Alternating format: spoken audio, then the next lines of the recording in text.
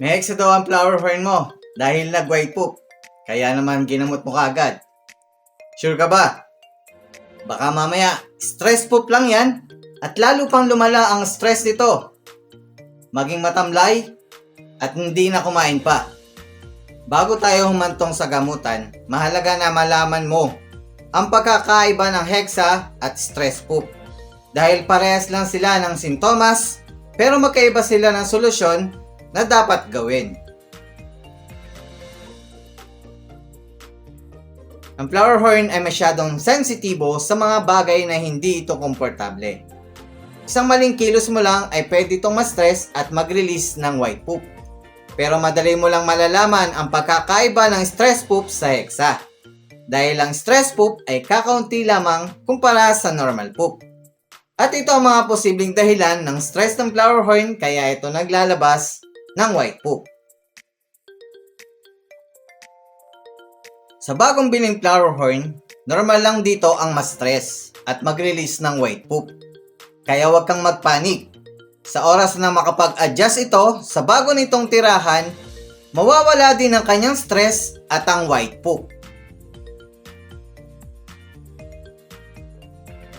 Kapag malamig ang panahon, posibleng mag-drop cock ang flower horn.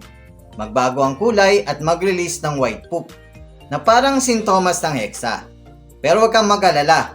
Mawawala din ito ng kusa kapag bumalik ang natural na temperatura ng tubig na gusto ng flower horn. Or pwede ka rin gumamit ng heater para no drop cock, no stress, no white poop, at tuloy-tuloy lang ang potential development ng flower horn mo. Kapag madalas nabubulabog ang flower horn mo sa lugar kung saan nakapwesto ang aquarium ay maaari silang ma-stress. Mag-stay lang sa comfort zone niya at mag-drop cock. Ang solusyon lang naman ay ilipat ito sa lugar na tahimik at walang ganong dumadaang tao. Every water change pwedeng ma-stress ang flower horn mo sa buong prosesong ito. Katulad na lang ng pagtanggal ng tubig, pagkuskos ng buong paligid ng aquarium at pagpalit ng bago nitong tubig.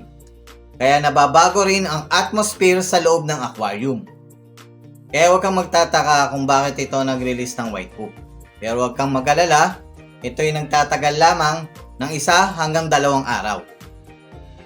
Kung hindi ka regular na nagwa-water change, pwede ring ma-stress ang flower horn mo dahil sa maruming tubig na maaaring may mataas na ammonia level, nitrate at iba pang nakakalasong substance na nagdudulot ng stress at white poop ng flower horn. Kapag ang flower horn ay hindi pinakain, wala itong may dudumi maliban na lang sa huli nitong kinain at stress poop dahil sa gutom. Pero huwag kang mag-alala. Mawawala din ang stress poop nito sa oras na ito'y makakain at mabusog na. Every time na maglilipat ka ng flower horn sa bago nitong aquarium, may stress ito. Kaya asahan ding magre-release ito ng white poop. Kaya huwag mo tong gamutin dahil hindi ito hexa. Hayaan mo lang itong makapag-adjust sa bago nitong tirahan. Karamihan sa flower horn ay takot sa mas malaki sa kanila. O kaya naman ay ayaw nila ng may kasama sa isang aquarium, kahit naka-divider pa.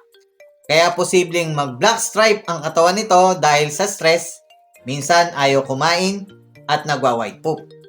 Simple lang naman ang solusyon para dito.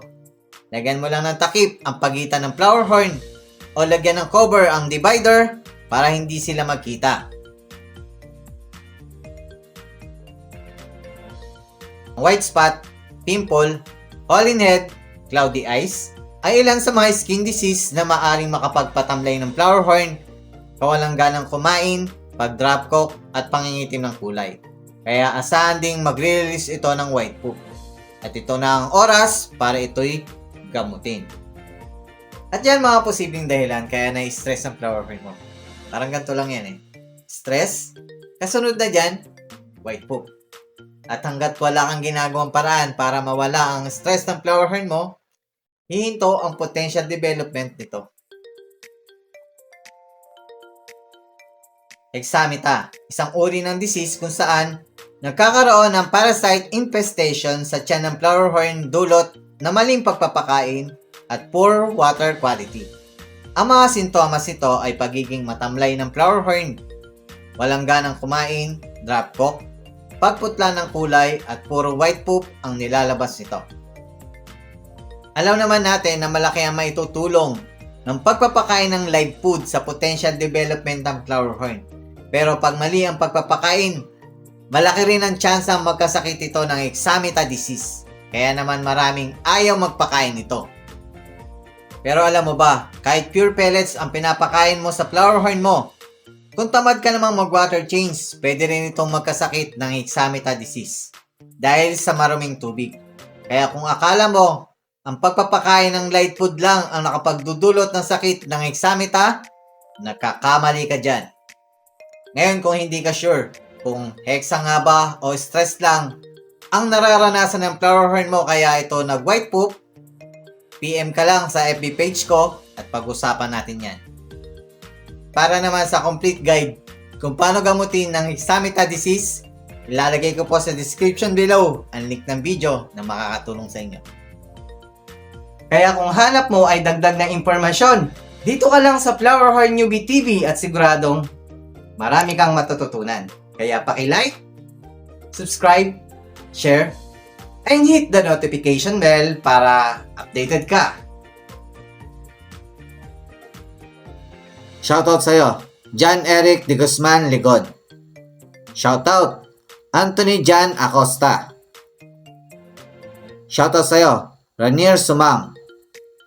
Last but not the least, shoutout sa'yo, Mikmik Chakri Somchay.